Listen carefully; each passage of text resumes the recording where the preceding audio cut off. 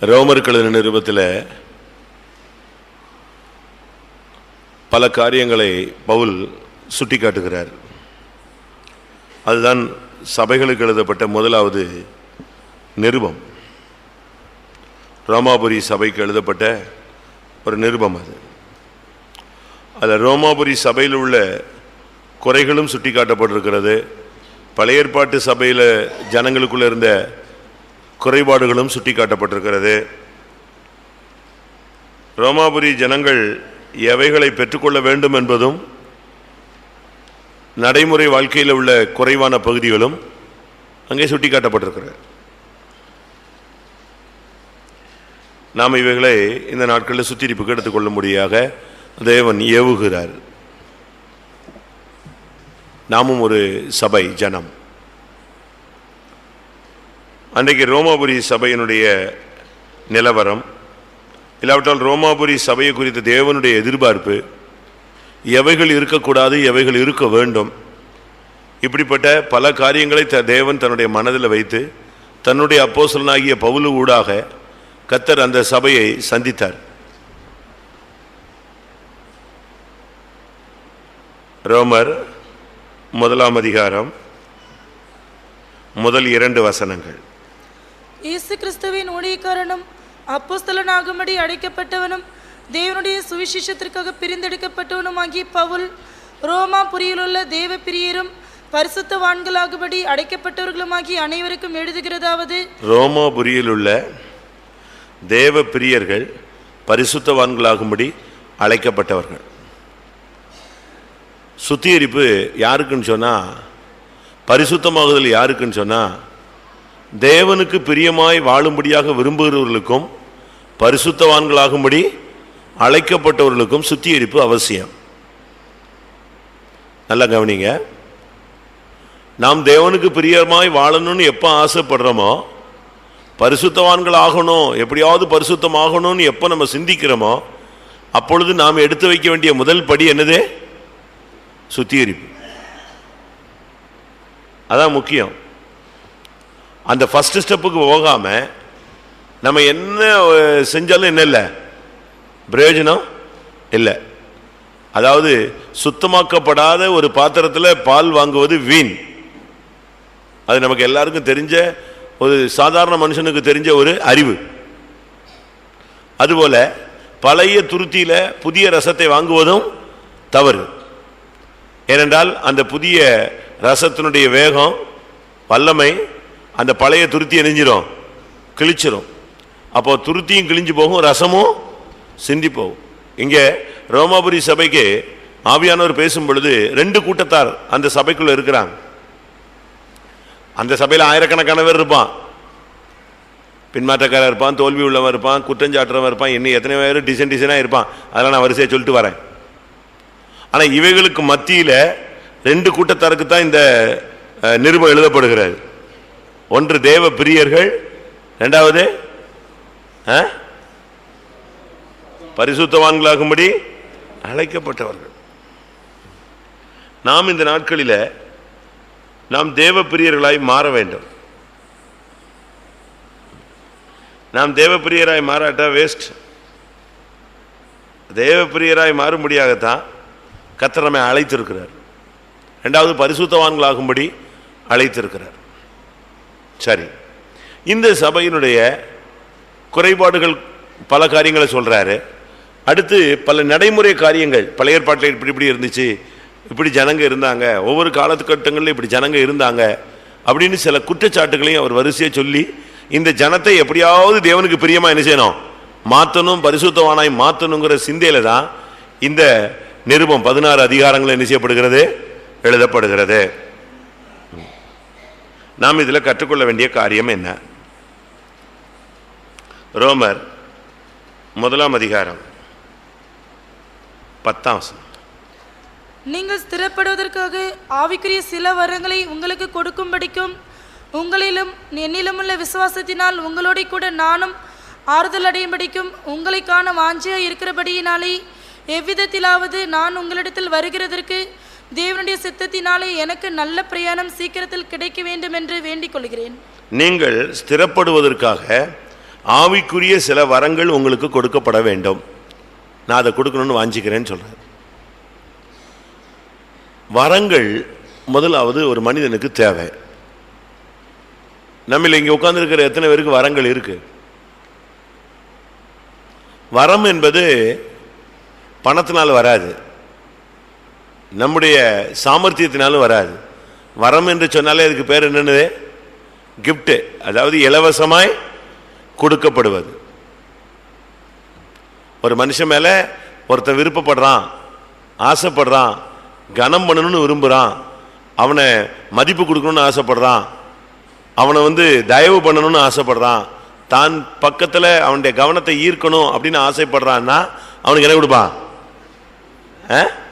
Gift கொடுப்பான். இது போல தேவன் ஒரு தன்னுடைய பிள்ளைய தன்னுடைய பக்கம் எடுத்து அவனை ஹானர் பண்ணணும்னு ஆசைப்படும் பொழுது அவனுக்கு கொடுக்கிறது என்னது? கிஃப்ட், வரங்கள். வரத்தினுடைய மெயின் நோக்கமே அங்க எழுதுகிறாரு, நீங்கள் ஸ்திரப்படுவதற்காக எழுதுறார். நீங்கள் ஸ்திரப்படுவதற்காக. ஒரு தேவனுடைய பிள்ளை ஃபர்ஸ்ட் ஸ்திரப்படணும்.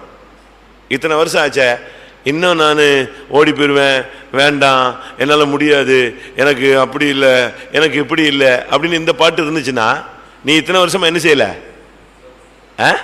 ஸ்திரப்படலை.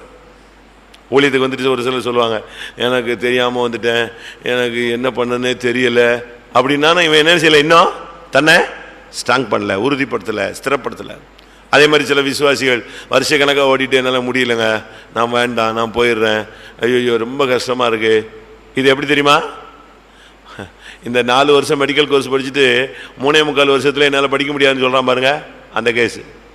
அப்போ 3 வருஷம் இவனுக்கு டொனேஷன் கட்டினது, ஃபீஸ் கட்டினது, 3 வருஷம் இவன் படித்தது எல்லாமே என்னது சொல்லுங்க?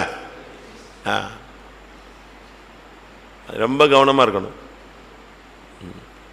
இந்த கடைசி நேரத்தில் கோட்டை விட்டுருவாங்க. நான் ஸ்கூலில் படித்தேன், அப்போ ஸ்கூலில் சைக்கிள் ரேஸ் வச்சாங்க. ஒரு பையன்லாம் நல்ல ஸ்பீடாக ஓட்டினாங்க, இத்தனை ரவுண்ட்ஸ்ன்னு சொல்லி.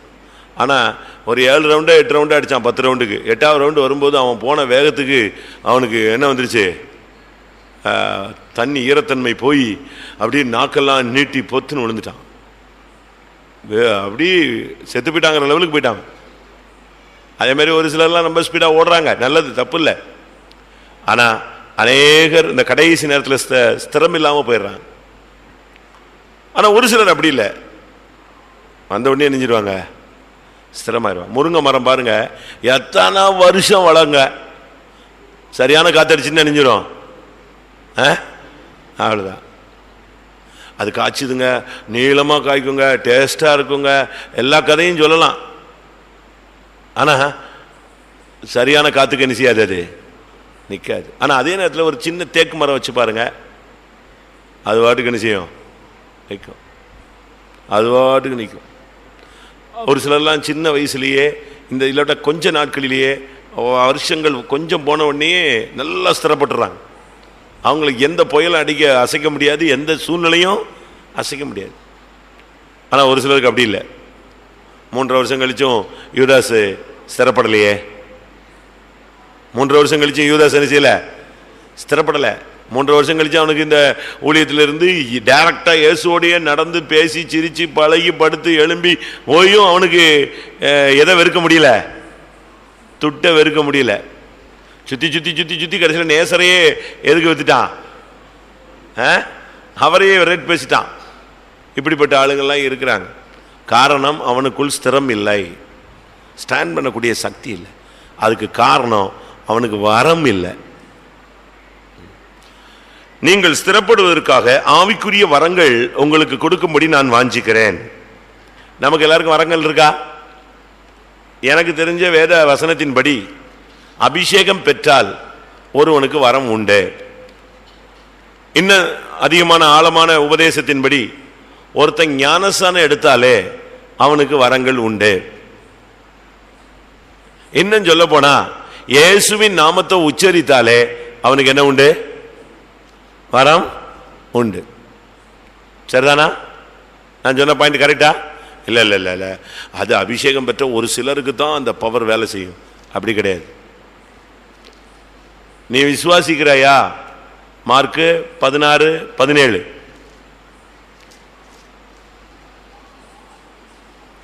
சீக்கிரம் 16:17. விசுவாசிக்கிறவர்களால் நடக்கும் அடையாளங்கள் யாவன? விசுவாசிக்கிறவர்களால் நடக்கும் அடையாளங்கள் ஆவன. என் நாமத்தினாலே பிசாசுகளை துரத்துவார்கள், நவமான பாஷைகளை பேசுவார்கள். விசுவாசிகளால் நடக்கும் அடையாளங்கள் யாவன என்னது? ஃபர்ஸ்ட் என்னது? வரம். அது ஒரு வரம். பிசாசு துரத்துறது என்னது? ஒரு வரம். விசுவாசமே என்னதுதான்? சொல்லுங்க, விசுவாசமே என்னதுதான்? அது ஒரு வரம். 1 கொரிந்தியர்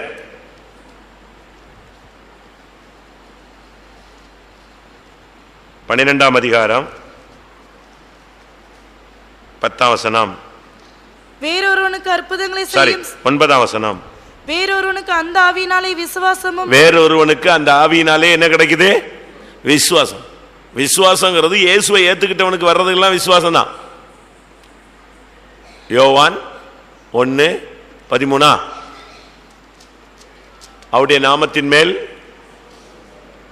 12 அவருடைய நாமத்தின் மேல் விசுவாசம் உள்ளவர்களாய் அவரை ஏற்றுக்கொண்டவர்கள் எத்தனை பேர்களோ அத்தனை பேர்களும் தேவனுடைய பிள்ளைகளாக. அவரை ஏற்றுக்கிட்டாலே அவன் விசுவாசி. அவன் உள்ளத்துல விசுவாசம் வந்துட்டாலே அவனுக்கு என்ன உண்டு? வரங்கள் உண்டு. அதனால தான் வேதம் சொல்லுது விசுவாசிக்கலால் நடக்கும் அடையாளங்கள். லூக்கா 10 அதிகாரத்தின் அடிப்படையில் பார்க்கும்போது பரிசுத்தாவி பெறாமலே, கிப்டே இல்லாமலே, இல்லாவிட்டால் அந்த ஆரம்பகால அனுபவங்கள்ல அவங்க என்ன செஞ்சாங்க? பிசாசை துரத்தினார்கள். அவங்க வந்து சொன்னாங்க, ஆண்டவரே உம்முடைய நாமத்துல ஆவிகள் எங்களுக்கு என்ன செய்கிறது? கீழ்ப்படுகிறது. 10 அதிகாரம் 18 17. பின்பு அந்த 70 பேரும் சந்தோஷத்தோடு திரும்பி வந்து, ஆண்டவரே உம்முடைய நாமத்தினாலே பிசாசுகளும் எங்களுக்கு கீழ்ப்படுகிறது என்றார்கள். அப்ப பிசாசுகளும் கீழ்ப்படுகிறது. இதிலிருந்து என்ன விளங்கி கொள்ளுகிறோம்? விசுவாசிக்கிற ஒவ்வொருவருக்கும், இயேசுவை ஏற்றுக்கொண்ட ஒவ்வொருவருக்கும் என்ன உண்டு? என்ன உண்டு? வரம் உண்டு. ஞானஸ்நானம் எடுக்கும்போது இந்த வரம் என்ன செய்யுது? கொஞ்சம் கூடுது. அபிஷேகம் பெற்ற பின்பு இந்த வரம் என்ன செய்யுது? இன்னும் கொஞ்சம் ஸ்ட்ராங் ஆகுது. இன்னும் ஆவிக்குரிய வளர்ச்சிகள் வரும்போது நீங்க வல்லமையுள்ளவர்களாய் மாற்றப்படுகிறீர்கள். ஒரு சாதாரண மண்ணான மனுஷனை விண்மயமாக மாற்றுவது, ஒரு ஆவிக்குரியவனாய் மாற்றுவது, வல்லமை விளங்கும் பெட்டியாய் மாற்றுவது இந்த வரமே. சரி, இந்த வரத்தை நீங்க என்ன பண்ணிருக்கீங்க? ஆண்டவர் எவ்வளவு வரங்கள் கொடுத்தாரு, இது உங்களுக்கு தெரியுமா? உனக்கு இருக்கிற வரம் என்னன்னு தெரியுமா? உனக்கு இருக்கிற கிருபை என்னன்னு தெரியுமா? உனக்கு கொடுக்கப்பட்ட தாளந்து எத்தனைன்னு தெரியுமா? 10, 5, 2, 1? 9 வரம் உனக்கு இருக்கா? இல்லாவிட்டா ஏதாவது ஒரு வரம் இருக்கா? இல்ல இந்த வரத்தை நீ என்ன பண்ணிட்ட? 5 தாளந்து வாங்கினவன் என்ன செஞ்சானா? இன்னும் 5 உண்டாக்கி கொண்டான். 2 தாளந்து வாங்கினவன் இன்னும் 2 உண்டாக்கி கொண்டான். 1 வாங்கினவன் என்ன செய்தான்? புதைத்து வைத்து நியாய தீர்ப்பை பெற்றுக் கொண்டான். எப்பொழுது உனக்கு ஒரு தீர்க்க தரிசன வரமோ, தரிசன வரமோ, ஜெப வரமோ, அற்புதங்களை செய்கிற சக்தியோ, வியாதியஸ்தரை குணமாக்கக்கூடிய சக்தியோ, பிசாசுகளை துரத்துகிற சக்தியோ கிருபையினாலே தேவன் உன்னை நம்பி உன் கையில கொடுத்த பின்பு நீ அதை உபயோகப்படுத்தாமல் புதைத்து வைத்தால் உன்னுடைய குடும்பத்துக்கு வருகிற நியாய தீர்ப்புக்கு நீயே காரணம். ஏன் என் குடும்பத்தில் இப்படி அடி வாங்கிடுச்சு, என் ஊழியத்தில் ஏன் இப்படி திடீர்னு பிரச்சனை வருது? நல்லா தானே போயிட்டு இருந்துச்சுன்னா நீ சமீப காலமாய் உனக்கு கொடுக்கப்பட்ட வரத்தை, தாளந்தை, கிருபையை புதைத்து வைத்த ஒரு நபர்.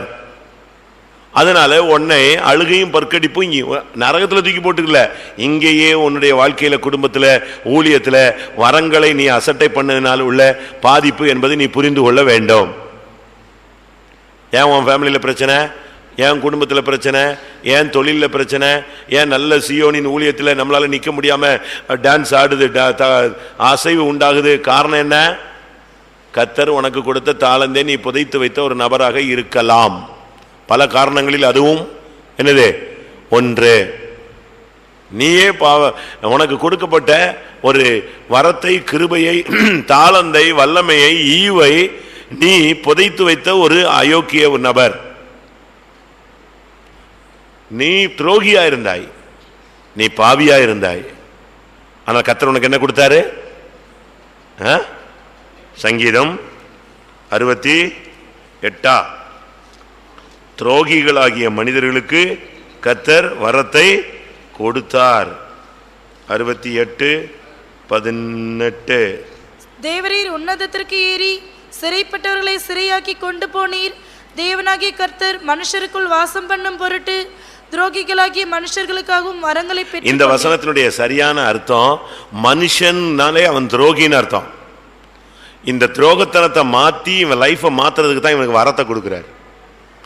இந்த வரத்தை நீ ஆபரேட் பண்ணாத போது நீ மறுபடியும் துரோகியாய் மாறுகிறாய். சரிதானா? வேத வசனத்தினுடைய இன்டர்பிரேஷனை புரிஞ்சுக்கணும். துரோகியாகிய மனிதனுக்கு கர்த்தர் எதை கொடுத்தாரு? வரத்தை கொடுத்தாரு. நீ அதை யூஸ் பண்ணலன்னா நீ யாரு? மறுபடியும் துரோகி.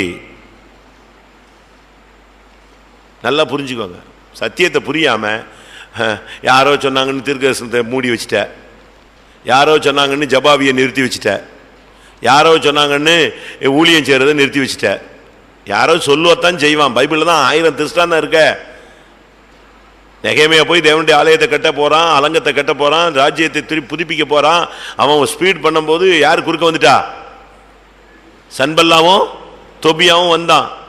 வரத்தான் செய்வான். நீ எழும்புறது பிசாசுக்கு பிடிக்காது. நீங்க நினைக்கிறது மாதிரி இல்ல. பிசாசுங்கிறவன் இன்னொரு ரீதியில முடிய விரிச்சு போட்டு 2 பல்லு 2 7 கொம்பும் வச்சுக்கிட்டு வரமாட்டான். இங்க இருக்கிறவனையத்தான் இந்த கொம்பை வச்சு முட்டை வைப்பான்.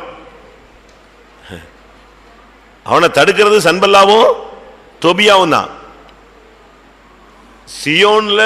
சியோன்ல உள்ளவங்க தான் அதை தடுப்பாங்க.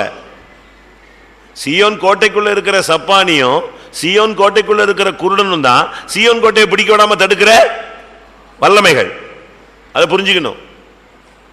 இயேசுவை காட்டி கொடுக்கிறதுக்கு இன்னொருத்தன் பிறந்து வர வேண்டியதில்லை. இயேசு தெரிந்தெடுத்த ஒரு ஆள் தான் அவரை என்ன செய்வான்? காட்டி கொடுப்பான். புரிஞ்சுக்காங்க.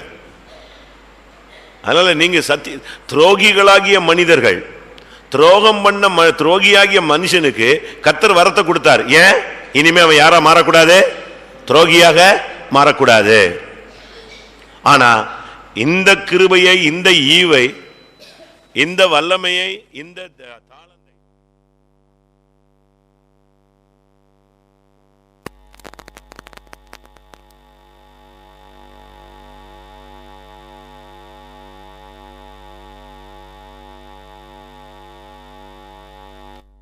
நீ நியாய தீர்ப்புக்கு நேராக போவாய்.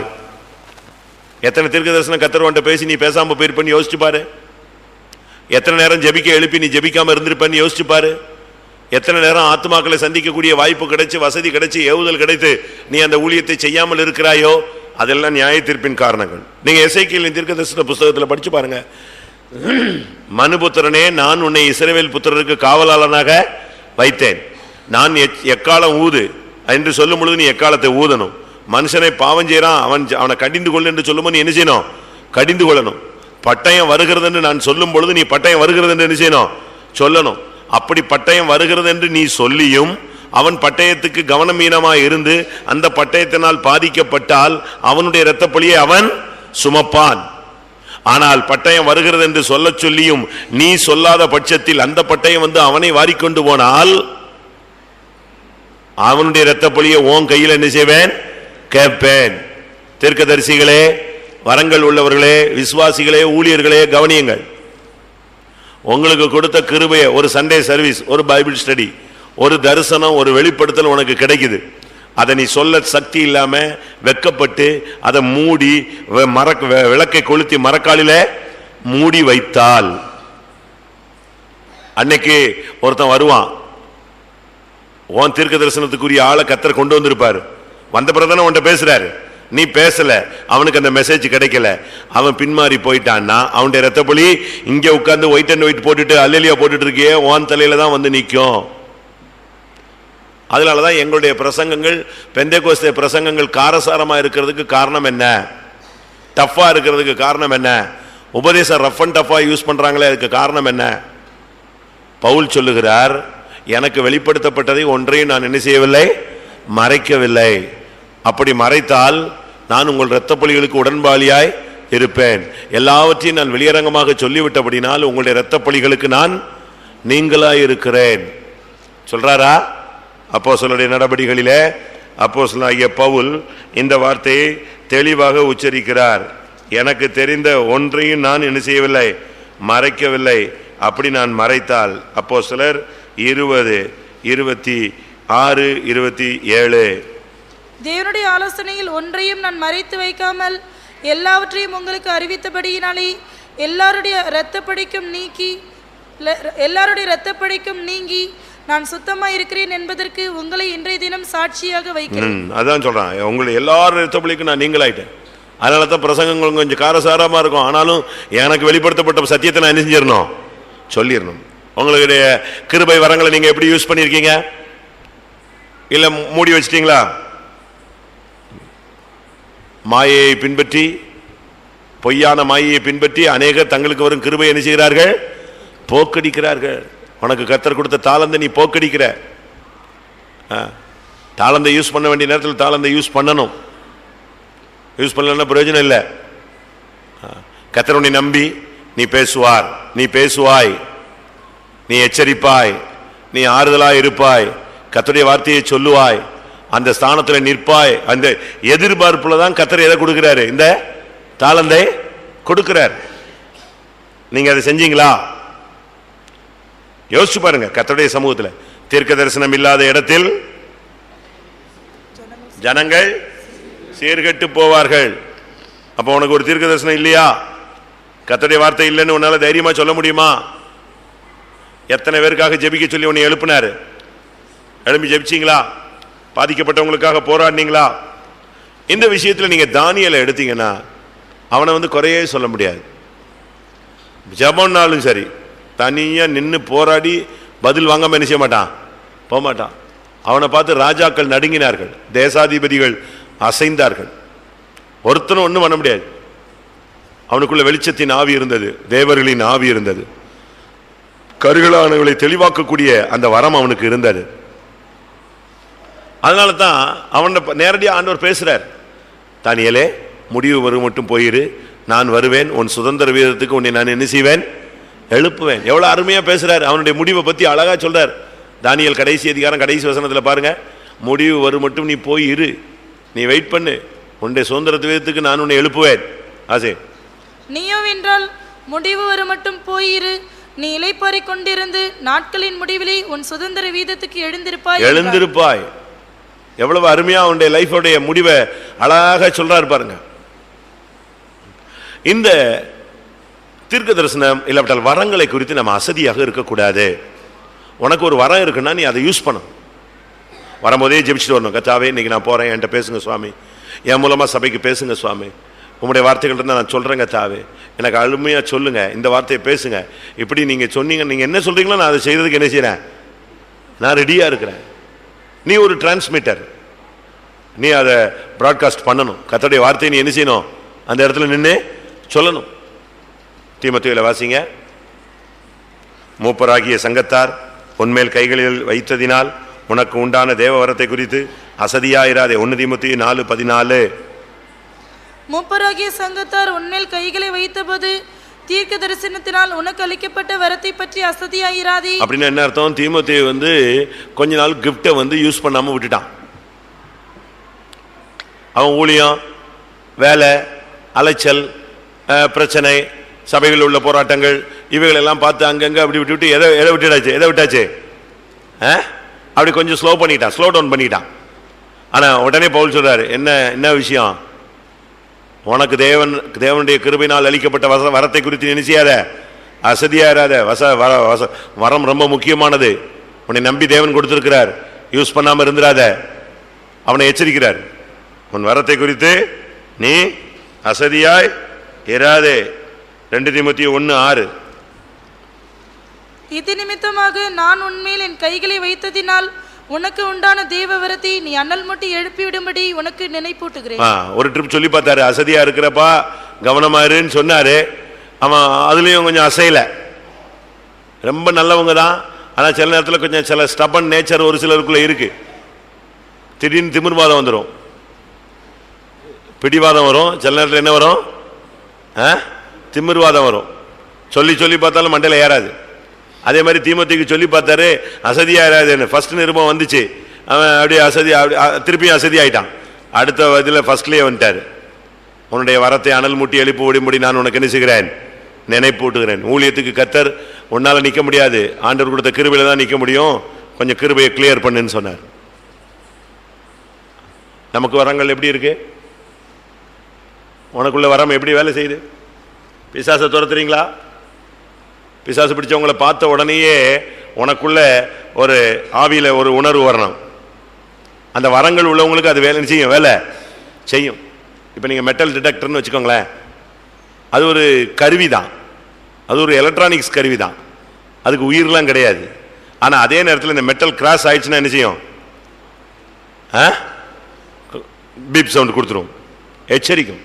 அதுபோல உனக்குள்ள ஒரு வீட்டுக்குள்ள போகும்போதே அந்த ஆவியில் அந்த ஆவி எதிர்ப்பு அதை நீ அப்படியே அந்த டிசைனிங் ஸ்பிரிட்லேயே சுற்றணும், பகுத்தறிவின் ஆவிலேயே போகணும். ஒரு வீட்டுக்குள்ள போன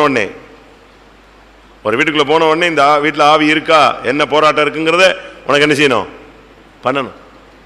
ஏன்னா அந்த அளவு ஒன்றை என்ன இருக்கணும், அந்த வரத்தின் வல்லமை என்ன செய்யணும், வேலை செய்யணும். பிசாசை துரத்துறது, வியாதியஸ்தரை குணமாக்குறது, அற்புதங்களை செய்வது, விசுவாசிப்பது, ஆவிகளை பகுத்தறிவது, ஞானத்தை உணர்த்தும் வசனம், அறிவை உணர்த்தும் வசனம், அது ஒரு வரம். இளைப்படைந்தவனுக்கு சமயத்துக்கேற வார்த்தை சொல்றது என்னது, அது ஒரு வரம். ஏற்ற வேளையில் சொல்லப்பட்ட வார்த்தை எப்படிப்பட்டது? வெள்ளித்தட்டில் வைக்கப்பட்ட பொற்பழங்களுக்கு சமானம். அந்த நேரத்தில் என்ன வார்த்தை யூஸ் பண்ணணுமா, அங்க போயிட்டு எடக்க மட்டக்க பேசி சண்டையை உண்டாக்கிட்டு வந்துருவான், நாரதர் வேலையை பார்த்துருவான். ஒரு சிலருக்கு இப்படிப்பட்ட விஷயங்கள்லாம் இருக்கு. திரியா வரம்னு ஒரு வரம் இருக்கு, வரத்திலேயே இன்னொரு வரம் இருக்கு. என்னது? திரியா வரம். தெரியுமா? அது வாசிங்க. நீதிமொழியில் ஒருத்தனுக்கு இருந்துச்சான். நீதிமொழிகள் 6:14. 6:14. அவன் இருதயத்திலே திரியாவரமும் உண்டு, இடைவிடாமல் பொல்லாப்பை பிணைத்து வழக்குகளை உண்டு பண்ணுகிறான். இடைவிடாமல் பொல்லாப்பை உண்டு பண்றது அது ஒரு கிஃப்ட். அது என்ன வரம்? திருப்பத்தூர்ல ஒரு பாஸ்டர் ஊழியம் செய்யும்போது, பாஸ்டர் செல்வ பாண்டியன் ஊழியம் செய்யும்போது ஒருத்தன் வந்து சொன்னான், எனக்கு கர்த்தர் ஒரு வரம் கொடுத்துருக்காருன்னு. என்ன வரம்? திரியா வரம்னு நேற்று சொன்னார். அடப்பாவி, இந்த வரம் விளங்காத வரண்டான்னாரு. இந்த வரம் யாருக்காவது இருக்கா? யாருக்காவது இல்லை, பாதி வரைக்கும் இதுதான் இருக்கு. இந்த வரம் இருந்தா இவன் என்ன செஞ்சுட்டு இருப்பான் தெரியுமா? இடைவிடாமல் என்ன செய்வான், இவன் ஏன் அங்க போனா, இவையா இங்க நிக்கிறா, இவன் ஏன் இப்படி பார்த்தா, இவன் ஏன் இந்த திசையில், இப்படியே இடைவிடாமல் பொல்லாப்பை நினைத்து வழக்குகளை ஒன்று பண்ணுகிறான். அவனுடைய ஸ்டைல் பாருங்க, கண்களால் சைகை காட்டுவான், கால்களால் பேசுவான். அவன் வாய் பேசாது, தன் விரல்களால் போதனை செய்வான். இதெல்லாம் யாரு? அவனுடைய உள்ளத்தில், அவனுடைய இருதயத்தில் தான் என்ன உண்டு? 13ஆம் வசனம், அவன் தன் கண்களால் சைகை காட்டி, தன் கால்களால் பேசி, தன் விரல்களால் போதனை உண்டு பண்ணுகிறான், போதனை செய்கிறான். அவன் இருதயத்தில் என்ன உண்டு? இது இப்படி வரங்கள்லாம் ஒரு சில சகோதரிகளுக்கு இருக்கு. அந்த குடும்பமே நடுத்தருக்கு வந்துடும். சில ஊழியக்காரங்களுக்கு இருக்கு, அவங்க ஊழியமே கொஸ்டின் மார்க்ல போய் நிற்கும் ஜப்புன்னு. நல்லா கவனிங்க, உங்களுக்கு தேவன் கொடுத்த வரத்தை நீங்க என்ன பண்ணிருக்கீங்க? தேவன் கொடுத்த வரத்தை நீ, அது சின்ன பையனா இருந்தாலும் சரி, பெரிய பிள்ளைகளா இருந்தாலும் சரி, வாலிபர்களா இருந்தாலும் சரி, வயோதிபர்களா இருந்தாலும் சரி, ஒரு தீர்க்கதரிசிக்கு ரிட்டையர்மெண்ட் உண்டா? உண்டா? இருக்கா? ஒரு ஊழியனுக்கு ரிட்டையர்மெண்ட் உண்டா? சொல்லுங்க. பிசாசு துரத்துறவனுக்கு 60 வயசு ஆச்சு, இனிமே பிசாசு அவரை துரத்த மாட்டார், அப்படியா? அப்படிலாம் கிடையாது. கர்த்தருடைய வரங்கள், கிருபைகள் நீ விரும்பணும். ஒரு சிலர் சொல்றாங்க, எனக்கு அந்த கிருபைலாம் இல்லைங்க, எனக்கு வரங்கள்லாம் இல்லை. இல்லைன்னு சொல்றது வெக்கமான ஒரு வார்த்தை. உனக்கு இல்லைன்னா கேளுன்னு பைபிள் சொல்லுது. வாசிங்க கொரிந்தியர்ல 1 கொரிந்தியர் 14:1. அன்பை நாடுங்கள், ஞான வரங்களை விரும்புங்கள், விசேஷமாய் தீர்க்க தரிசன வரத்தை விரும்பு. நீ கேளு, கர்த்தாவே எனக்கு ஒரு வரம் வேணும்னு கேளு.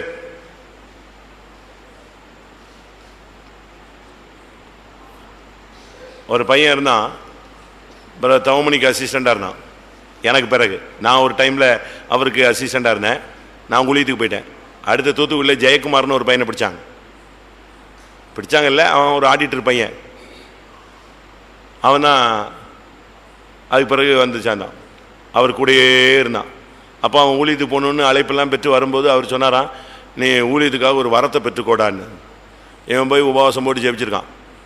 ஜெபிச்சா கர்த்தர் அவனுக்கு யார் தலையில் கை வச்சாலும் இல்லாட்டா அவனுக்கு யாருக்காக உட்காந்து ஜெபிக்கிறானோ அவங்களுக்கு என்ன கிடைக்கும்? அபிஷேகம் கிடைக்கும். சின்ன பையன். இப்போ அவன் என்ன ஏசிபிஎம்மா ஏபிஎம் அப்போஸ்தலிக் பெண்டிகாஸ்ட் அசம்பிளியில் சீஃப் பாஸ்டர். அவன் இப்போ அவன் நம்ம இருந்து வெளியே போயிட்டான்.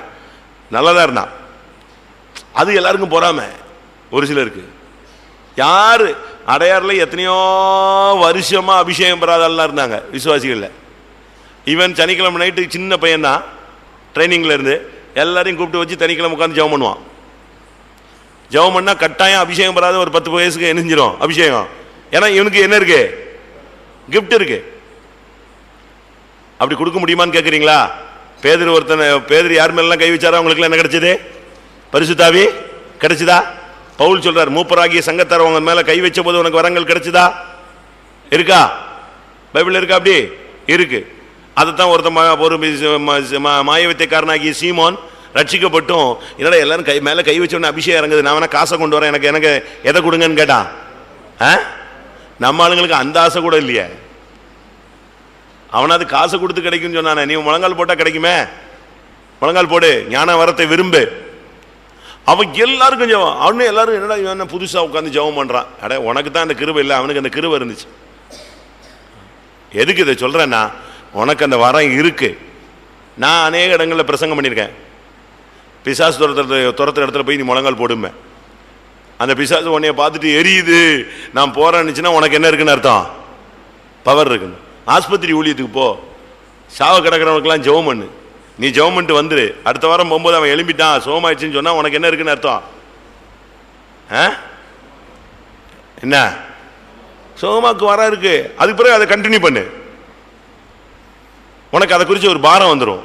ஐயோ ஜனங்கள் வியாதியில் இருக்காங்களே, அந்த பாரம் நீ போய் ஜெபிக்க ஆரம்பிச்சிருவ, பிசாசை துரத்த ஆரம்பிச்சிருவ. அப்படி உனக்கு கொடுக்கப்பட்ட, நான் என்ன சொல்றேன்னா, இங்க இருக்கிற எல்லாருக்கும் வரா இருக்கு. விசுவாசின்னு பைபிளை தூக்கிட்டாலே உனக்கு என்ன இருக்கு? ஆனா நம்ம 99 பேர் எதை யூஸ் பண்றது இல்லை. அதனால தான் ஆவிக்குரிய ஜீவியத்தில் ஸ்திரம் இல்லை. அதனால தான் பவுல் சொல்றாரு, ஸ்திரப்படுவதற்காக எதை பெற்றுக்கொள்ளுங்கள்? வரங்களை பெற்றுக்கொள். ஏன் உன் குடும்பத்தில் இன்னும் அசைவு? ஏன் இன்னும் விசுவாச வாழ்க்கையில தடுமாற்றம்? ஏன் இன்னும் உன்னுடைய பிரதிஷ்டையை காத்துக்கொள்ள முடியல?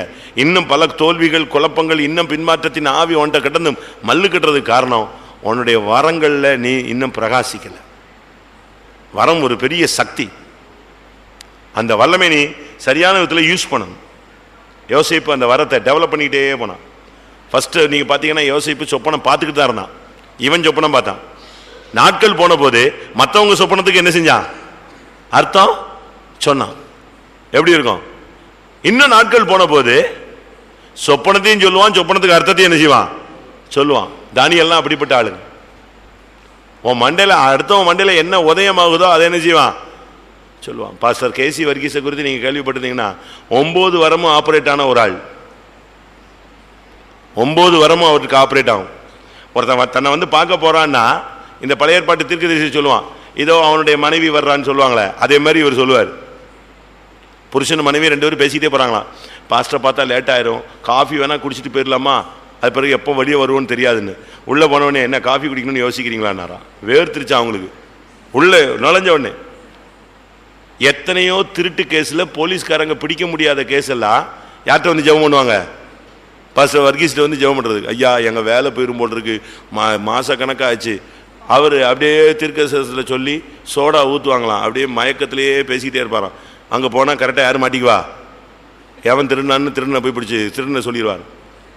அப்படி ஃபுல். அதுக்கு பிறகு இவராகவே, ஆண்டவரே இந்த வரங்கள் வேண்டாம் சுவாமி, இது சும்மா இருக்கிறவனுக்கு தான் இந்த வரம் நல்லது, சபை நடத்துகிறவனுக்கு ஒருத்தனும் கிட்ட வர மாட்டேங்கிறான், வேண்டவே வேண்டாம். ஒரு விசுவாசி வரமாட்டான்.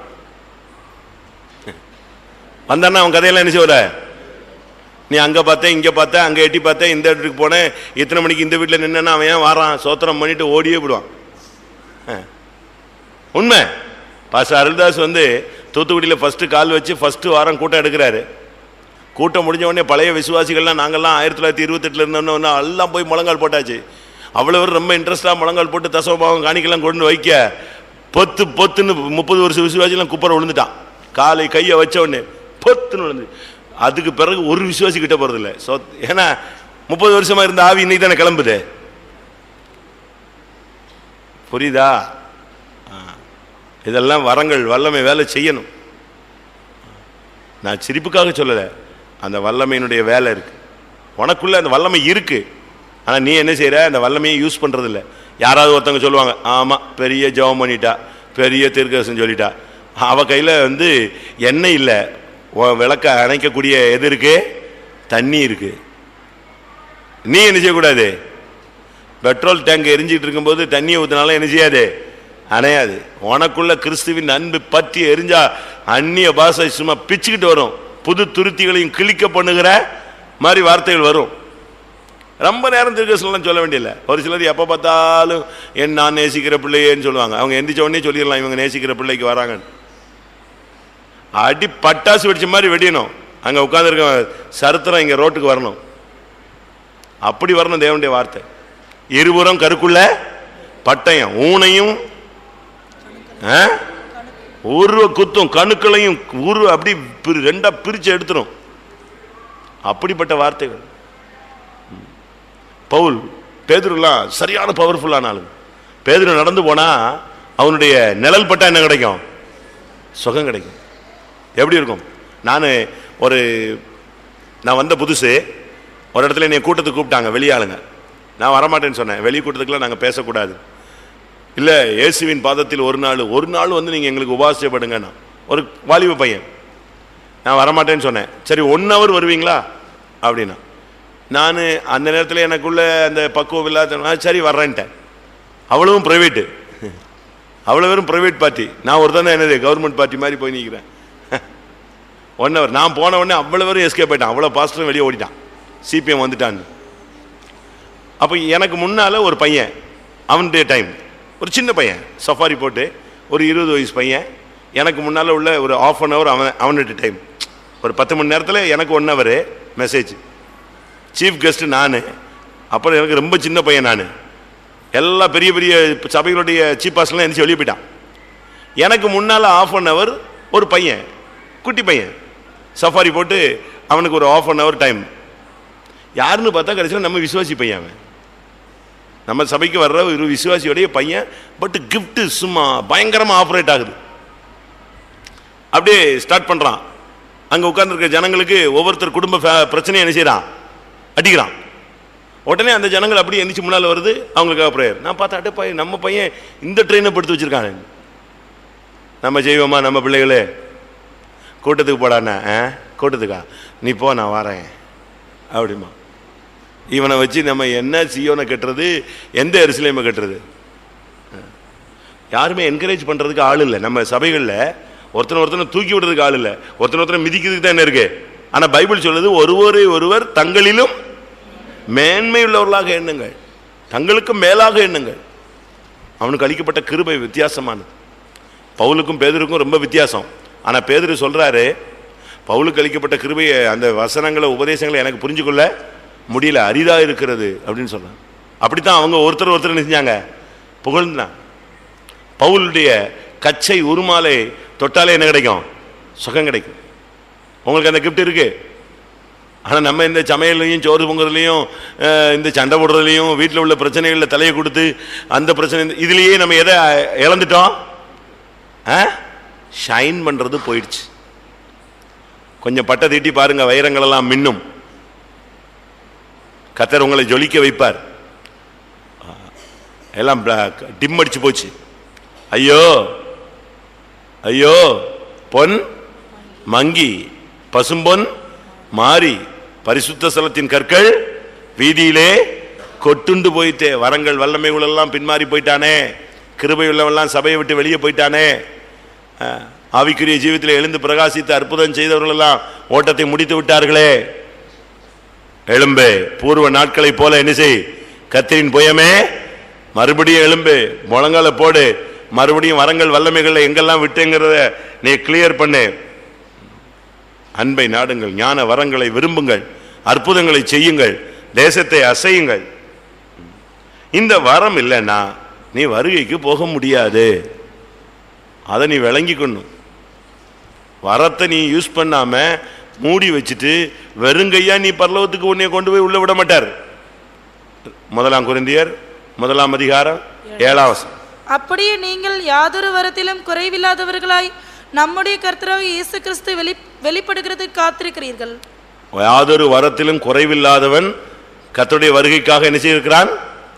காத்திருக்கிறான். வரங்களிலே குறைவுள்ளவர்கள், வரங்கள் வல்லமைகளை புதைத்தவர்கள். 1 கொரிந்தியர் 1:7 அப்படிதானே? வரங்களையும் வல்லமைகளையும் புதைத்து போட்டவர்கள், கிருபையை இழந்து போனவர்கள், தேவனுடைய சக்தியை தேவனுடைய வல்லமையை அசதியாய் விட்டுவிட்டவர்கள், மறுபடியும் துரோகிகளாய் மாறிப்போனவர்கள், எச்சரிக்க வேண்டிய நேரத்தில் எச்சரிக்காதவர்கள், கிருபையை நஷ்டப்படுத்தினவர்கள். இதெல்லாம் பாவத்தினுடைய அடையாளங்கள். நீ பெரிய பாவம் செய்யாமல் இருக்கலாம், விபச்சாரம் செய்யாமல் இருக்கலாம், வேசித்தனம் பண்ணாமல் இருக்கலாம், எவனுக்கும் அநியாயம் செய்யாமல் இருக்கலாம். இதெல்லாம் உண்மைதான், நான் ஒத்துக்கிறேன்.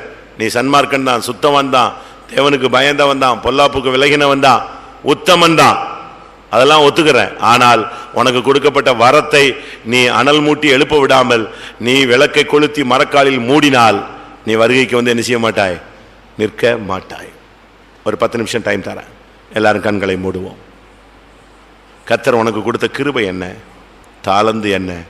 ஈவு என்ன? வரம் என்ன? தேவன் கொடுத்த மேன்மை, உனக்கு கொடுத்த அந்த வல்லமையின் சக்தியின் ஜீவன் என்ன? அதை நீ என்ன பண்ணினாய்? தாழ்த்துவோம். ஒரே பாயிண்ட், நீ முழங்கால நில்லு. ஆண்டவரே, அவங்க அப்படி சொன்னாங்க, அதனால நான் இனிமேல் தீர்க்கதரிசனமே சொல்ல மாட்டேன்னு சொல்லிட்டேன் சுவாமி, என்கிட்ட பேசாதீங்கன்னு சொல்லிட்டேன் சுவாமி. இப்படிலாம் சொல்ற ஆளுங்கெல்லாம் ஊழியக்காரங்க இருக்காங்க, விசுவாசிகள் இருக்காங்க. ஒரு இடத்துல ஒரு விசுவாசி ஒரு தீர்க்கதரிசனம் சொல்லிட்டாங்க. அவங்க சொன்னது பாவம் அறியாமையில் எழுப்புதல்ல ஒரு ஆள் பேரை சொல்லிவிட்டாங்க, ஒரு முக்கியமான ஆள் பேரை சொல்லிட்டாங்க. உடனே மீட்டிங் முடிஞ்சு எப்படி நீ பேர் சொல்லுவாய், எப்படி சொல்லுவாய்ன்னு சொல்லி அவங்கள போட்டு எல்லாரும் கார்னர் பண்ணி, அந்த அம்மா எப்போ ஆளை விடுங்கடா சாமி, நான் எங்கே வரல, சிபிஎம்கே வரல போ. அவங்க தான் பாப்பா சங்கர். கேள்விப்பட்டிருக்கீங்களா? தெற்கு தரிசனம் வரமுடைய சகோதரி பேசுவார்கள் அப்படின்னு போட்டு மீட்டிங்கில் போடுவான், என்னது பாப்பா சங்கர்னு. அவங்க தான் வெள்ளிவாக்கம் விசுவாசி. தீர்க்கதரிசனத்தில் பேரை சொல்லி அடி பட்டாசு வெடிச்சிட்டாங்க. உடனே எப்படி சொல்லலாம் இருக்கிறதானே சொன்னா, உன் கதையை தானே சொல்லியிருக்கா, தாழ்த்து சரிப்படுத்து, அதுக்கு ஏன் போய் அவளை போய் டச் பண்ணி துரத்தி விடுற? எல்லாரும் கண்களை மூடுவோம். ஒரு 10 நிமிஷம். நீங்கள் எல்லாருக்கும் வரங்கள் இருக்கு, உங்களுக்கு ஒருவேளை தெரியாமல் கூட இருந்திருக்கலாம். வல்லமை இருக்கு, கிருபை இருக்கு, தாளந்து இருக்கு. கர்த்தர் உன்னை நம்பி, நீ துரோகி நானும் துரோகி, ஆனா நம்மை மாற்றுகிறதுக்கு கர்த்தர் கொடுத்தது தான் இந்த வரம். ஆமென். துரோகியை பரிசுத்தவானாய் மாற்றுகிற, தேவ பிரியனாய் மாற்றக்கூடிய அந்த சக்தி இந்த வரத்துக்கு உண்டு. இந்த வரத்தை நீ என்ன பண்ணினாய்? இந்த வரத்தை நீ இழந்து போனதுக்கு மனைவியை குறை சொல்லுகிறாயோ, புருஷனை குறை சொல்லுகிறாயோ, உனக்கு கொடுத்த பிள்ளைகளை குறை சொல்லுகிறாயோ, உன்னை பெற்ற பெற்றோர்களை குறை சொல்லுகிறாயோ, உன்னை நடத்தின ஊழியர்களை குறை சொல்லுகிறாயோ, உன் உடன் ஊழியர்களை குற்றம் சொல்லுகிறாயோ, தவறு. தெய்வ சமூகத்தில் தாழ்த்து. ஆமென். தீமோத்தேயுவே, உனக்கு கொடுத்த வரத்தை பற்றி அசதியாயிராதே. அனல் மூட்டி எழுப்பி விடும்படி உனக்கு நினைப்பூட்டுகிறேன். இந்த முதல் சுத்திகரிப்பு கூட்டத்தில் கர்த்தாவே, துரோகியாகி எனக்கு கொடுத்த இந்த கிருபையை, ஈவை, தாளந்தை, வல்லமையை நான் நஷ்டப்படுத்தி விட்டேனே கர்த்தாவே, என்னை மன்னியும். அதன் மூலமாய் என் ஊழியத்தில் குறைவு, என் குடும்பத்தில் போராட்டம், என் பிள்ளைகளுக்குள்ளே குழப்பம், அநேக சுபாவங்களிலே தோல்வி, என்னை மன்னியும் ஆண்டவரே. ஒரு விசை இறங்கி எனக்கு மறுபடியும் இந்த வரத்தை அனல் மூட்டி விடும். உம்முடைய கிருபைகளும் வரங்களும் மாறாதவைகள் என்று சொல்லி இருக்கிறது. எனக்கு இறங்கி மறுபடியும் உம்முடைய கிருபையினால் என்னை முடிசூட்டும்.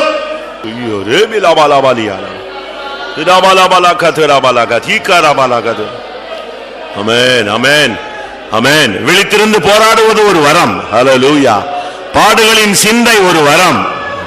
ஆத்துமாக்களை ஆறுதல் படுத்துவது ஒரு வரம். ஆத்துமாக்களை ஆதாயப்படுத்துவது ஒரு வரம்.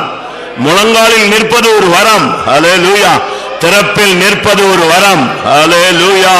மற்றவர்களை சுமப்பது ஒரு வரம். ஹல்லேலூயா. மற்றவர்களுக்காக பரிதாபப்படுவது ஒரு வரம். ஹல்லேலூயா. Rebecca பாலாகாத்துரா ஷிடபாலாகாத்துரா mania. சிறுமைப்பட்டவன் மேல் சிந்தை உள்ளவன் பாக்கியவான். ஆமென்.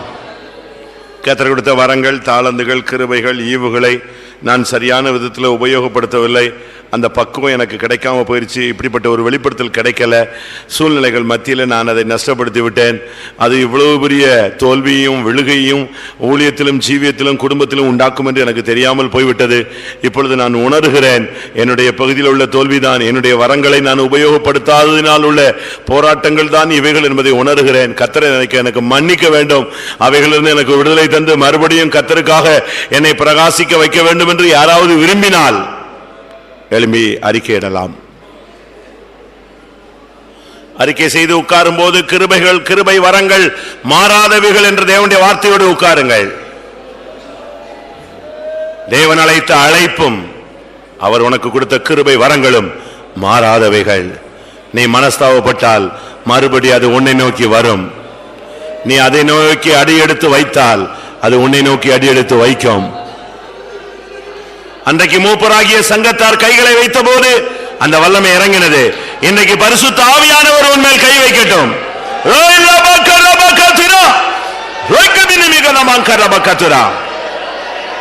அபிஷேகம் உன்மேல் இறங்கட்டும்.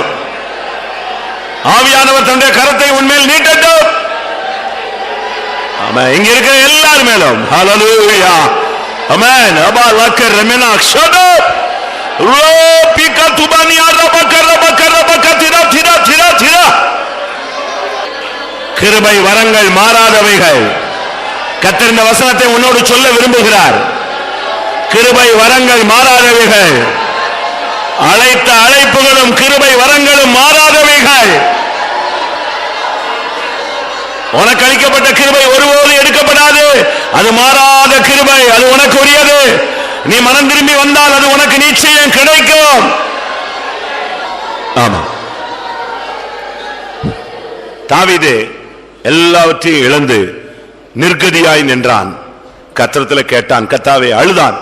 ஆண்டவரே எனக்கு இது கிடைக்குமா? கிடைக்கும். வேதம் சொல்லுகிறது ஒன்றும் குறைவுமில்லாமல் பெற்றுக்கொண்டான். ஹல்லேலூயா.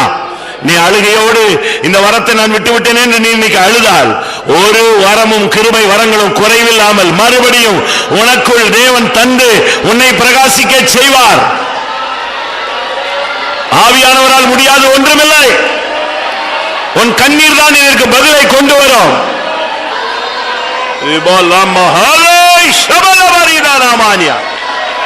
வல்லமையை பெற்றுக்கொண்டு நாம் திரும்பி செல்வோம். பிரியமானவர்களே, ஹல்லேலூயா. எதை இழந்தோமோ அதை பெற்றுக்கொள்வோம். எதை விட்டு விட்டோமோ அதை பிடித்துக் கொள்வோம். ஹல்லேலூயா. கர்த்தர் மன்னித்தார் என்றால் அது நிச்சயம் தருவார். ஹல்லேலூயா, ஹல்லேலூயா. தேவன் நம் பேச்சத்தில் இரக்கமாய் இருந்தால் நிச்சயம் நீ இழந்து போனது ஒன்றும் குறைவில்லாமல் உனக்கு கிடைக்கும். இயேசுவே, கண்ணீர் விடுகிற, பரிதபிக்கிற ஆண்டவரே உள்ளங்களை நீ காண்கிறீர்.